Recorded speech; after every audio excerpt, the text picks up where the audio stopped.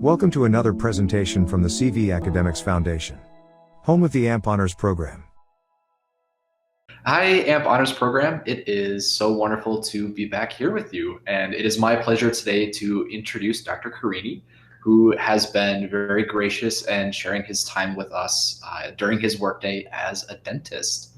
And so could you please kind of introduce yourself to us?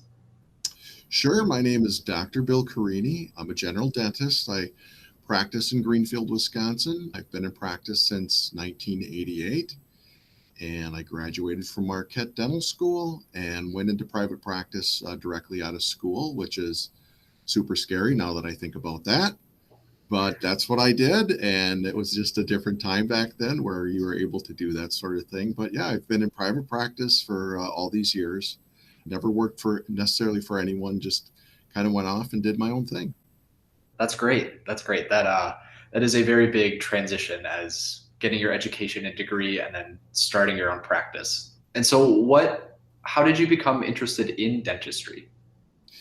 Well, I went to college, and this was at a time when not everyone went to college. It was probably 25% of graduating high school seniors went to college. And I had an opportunity to go out into the workforce like my brothers did, but I just decided I wanted to go to college. And so I went to UW-Milwaukee for undergrad, and I love science and I love art. And so I wasn't really interested in going into art specifically. I really enjoyed learning about science. So I took all kinds of chemistry and science classes. And at some point I had to declare a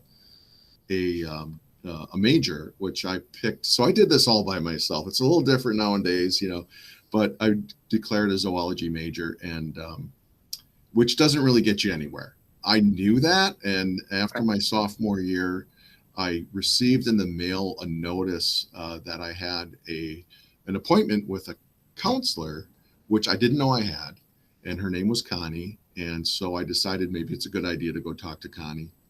So I was probably about 20 years old at the time, and I went in to see her. And so she was my counselor, and she asked me what I wanted to do with my zoology degree. And she said, you don't get to work at the zoo, which I said, yes, I realize that. And so she said, what do you want to do? What do you like to do? And I said, I liked art. And she looked at my transcript of grades and saw I had absolutely no art classes and only science classes. And so she put the two together and suggested dentistry, which I'd never thought about up to that point. And so I said to her, that sounds great. So I left her office pre-dentistry. And that conversation took about 5 minutes. Now, that is not the recommended path that I would suggest for most individuals. It just happened to work out for me. But that's actually a true story. That's how I became a dentist. And then I started down the path to dentistry. Great. Yeah, it's so funny that maybe not funny, but I now recognize after having discussions with dentists, just the intersection of the science and art. Yes. And so you are not the first individual within the field of dentistry to say that, having an artistic background or a passion for art is important in the field. And so I just want to highlight and appreciate that. So thank you for sharing. Right. Thank you. Yeah. And can you describe a day in the life of a dentist? As, I imagine that you have a very science and applied background, but then also running your own business as a private business owner. What does a day in the life of Dr. Carini look like?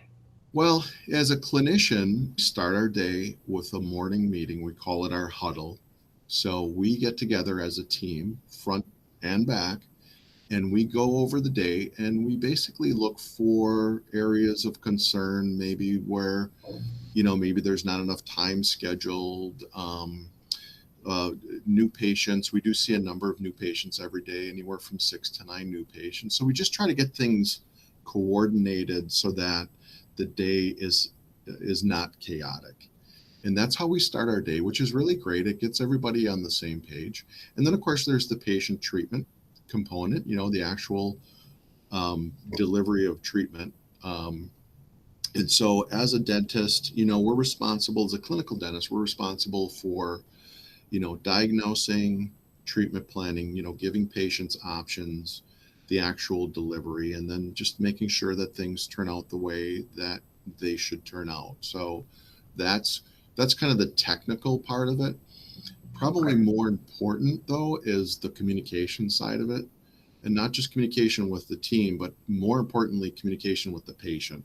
That's actually probably as important, if not more important, than the actual delivery. Most patients don't understand what you're doing, but they certainly understand if they understand what you're doing, and certainly trying to take the time to develop a level of communication with the patient so that you know what they want and you can somehow get that to them. I mean, that's really super important, I think.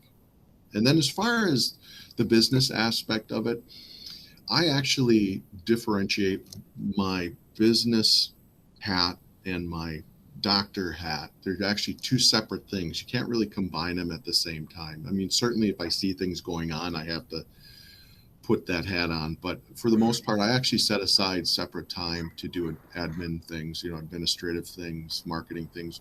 I have different individuals in my office that handle certain areas of the practice. And so I will meet with them individually and as a team, and we go over whatever issues or whatever programs or ideas that we want to implement. So, and that's an entirely different thing. So for some dentists, they don't necessarily want to deal with that sort of thing. So you actually don't have to. If you want to just be a clinician, there are certainly places that you can go and just be a clinician.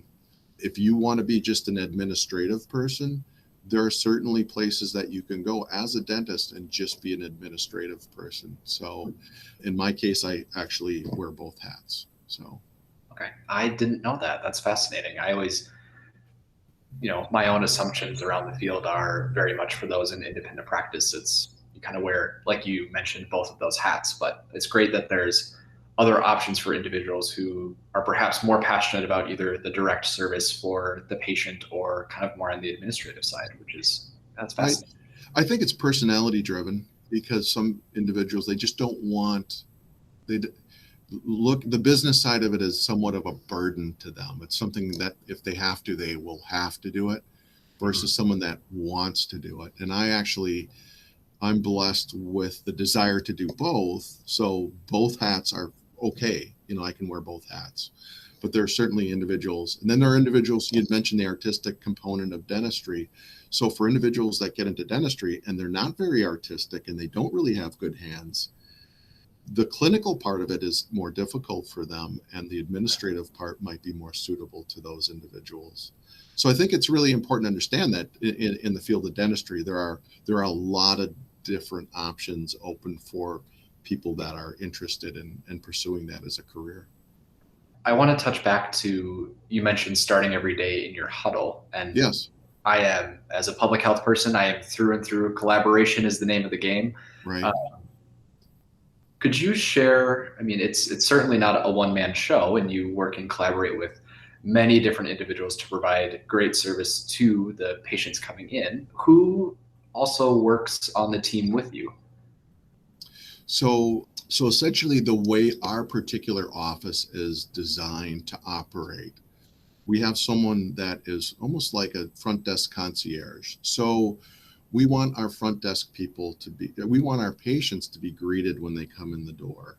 So we have that individual, we have people that work on insurance benefits, insurance processing, we have scheduling coordinators, we have, of course, the assistants, I have a marketing coordinator, we have hygienists, I have associate dentists.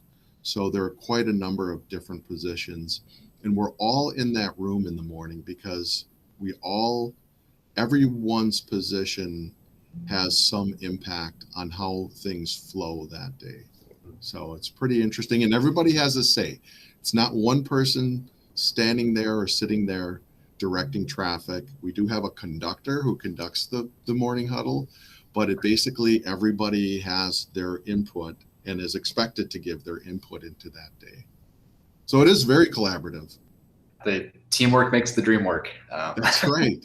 Yeah, it's the only way, because that way everyone knows what's going on.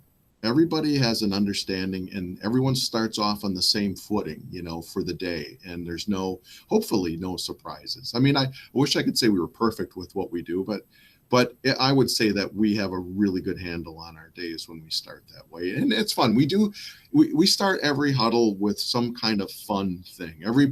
We switch off the conductors. They're each responsible for whatever it is that they decide to do. The sky is basically the limit as long as you can get it done within 5 minutes. And so we always like to have a little fun in the morning too when we start the day.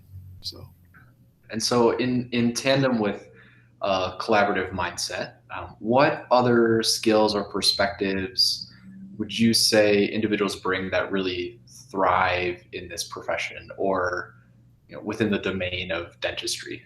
Yeah, I think what's really important, so skills that anyone can have. And some of these skills you either have or you don't have. I mean, sometimes you can teach people certain things, but a lot of times certain individuals their personalities and their personal skills are conducive to certain endeavors, right? Mm-hmm. So like, for example, having good listening skills, really important. Having compassion, very important. Being a very compassionate person. Having a great attitude. I mean, that kind of goes with no matter where you work. Having a really good, positive attitude, that just helps make everybody's life a little easier. So skills like that. Also, I think having the ability to be a little bit creative, problem solving, that's kind of an important skill for people to have. I think just being fun.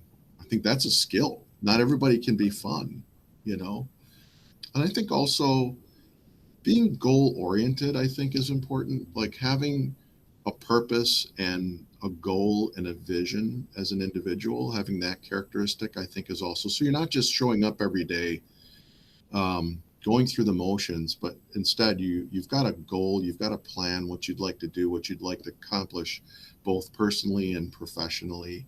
I think that's really important. So I appreciate that aspect of fun. Yeah.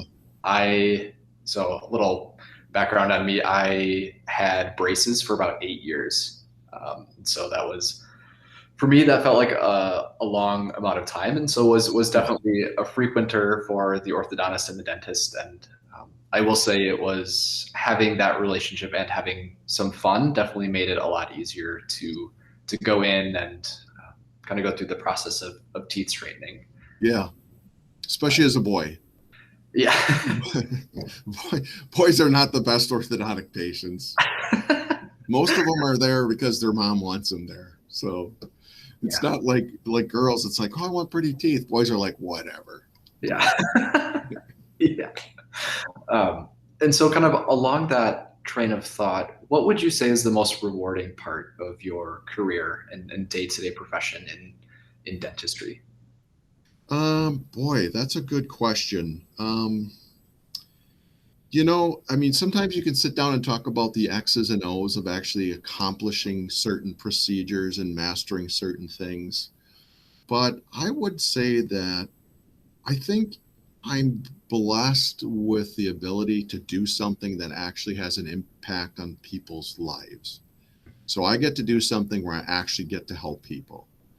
And, we need all kinds of people out there doing all kinds of things, but I get to actually do things where people can come in pain or they're super scared or, there's just all kinds of issues. So it's managing not only the dental aspect of it, the actual problems, but then actually the emotional kind of component that goes with it and bringing those two things together and then having a positive outcome and then having them be really happy with the result. And to, in some cases, change their lives, like maybe a smile that was horrible and, they've dealt with it for years and now you've made them look good again and given them a nice smile. And so they're super excited. I mean, I've had patients certainly cry when we're done with them and also say, I can do this now. Patients that maybe were super anxious to come in regularly and now they're comfortable to come in and have their routine maintenance. So that's not exciting, routine dental maintenance, but it's really important. So to take someone that maybe wasn't going, but whenever they had a problem, to making them a regular dental patient where they're coming in for their routine maintenance. That's really rewarding for me, you know. So I still find challenges from a technical standpoint. So especially with some of the implant dentistry, you know, all the digital aspect of dentistry now with scanners and CAD CAM, and it's just, you know, there's a lot of really cool things going on in dentistry. A lot of, you know, the introduction of computers into dentistry has just been so transformational that there are still a lot of things technically that I enjoy doing. But I think as I've gotten into the profession over the years, I think it's that interpersonal aspect of it that is the most rewarding for sure. And people too. You know, I have a lot. I'd like to think that I have a lot of employees, and they're really, I hate to say the word employee. We're a team. You know, we're a team. I've always said our structure is not, it's not a pyramid, it's linear. Like everybody's important, you know. And so it's been transformational. I've seen people get married, have babies, buy homes, buy cars, you know, and really get themselves into a good place in life. And that's the kind of, I think that's where dentistry is right now with respect to all the different positions that we have. They're great. It's a career, you know, whether it's an admin position or it's a technical position.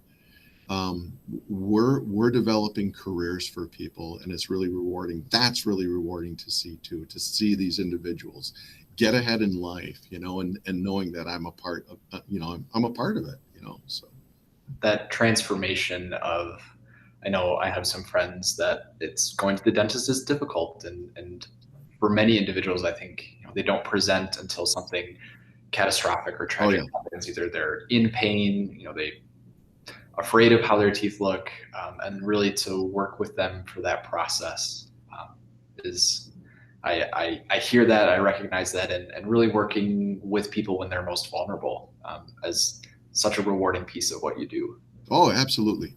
Yeah. It's the most difficult. You know, once you learn how to do the procedures and you've done them 1,000 times or more, that's the easy part, actually. It's managing the person. That's the difficult part, you know. It's the challenging part. I wouldn't call it difficult. I would say it's the challenging part. That's where the real challenge becomes. That's why, you know, I'd mentioned earlier listening. So it really is important to be a good listener in this profession. You have to hear what people are saying, because a lot of times patients, there's barriers, and you need to, if you don't hear them, if you don't hear what they are, you're not going to help them, because you got to get them through those barriers, you know. So it's pretty fascinating. I hear you on the barriers part. I think from a public health side, there's definitely systems and policies that are both advantageous and much room for improvement.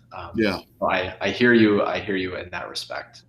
And I do want to offer, kind of as we wrap up our time here, are there perspectives or things that you would offer to future students if they are interested in dentistry, or as a dentist, or even within the field of dentistry? Would love to, yeah, hear your perspective. Sure. Well, I think, again, I'd mentioned that dentistry has changed tremendously and dramatically during my career.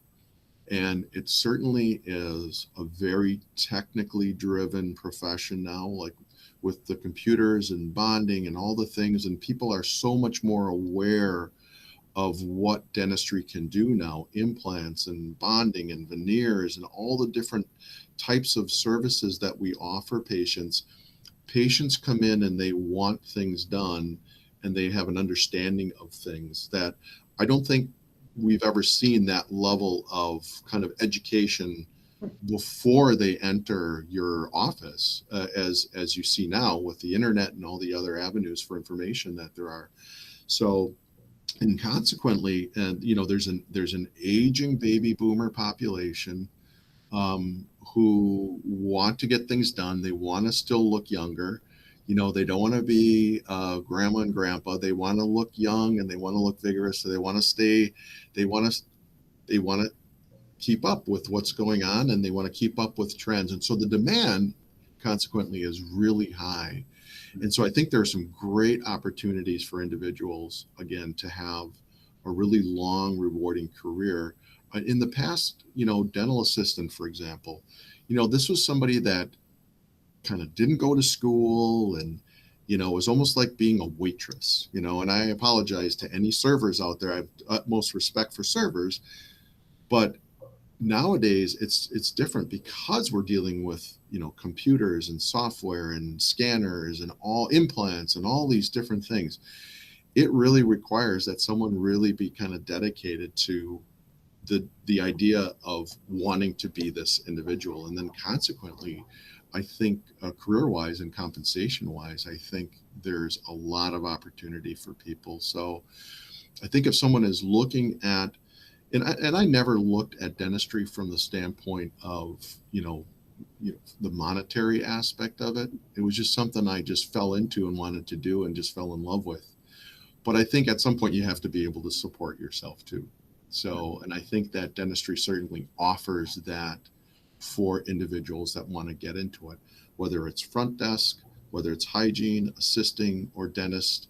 All those positions are great career choices, are in high demand. And I think that anyone that possesses those types of characteristics that I'd mentioned earlier, I think it would be an awesome fit. This has been a presentation of the CV Academics Foundation, home of the AMP Honors Program.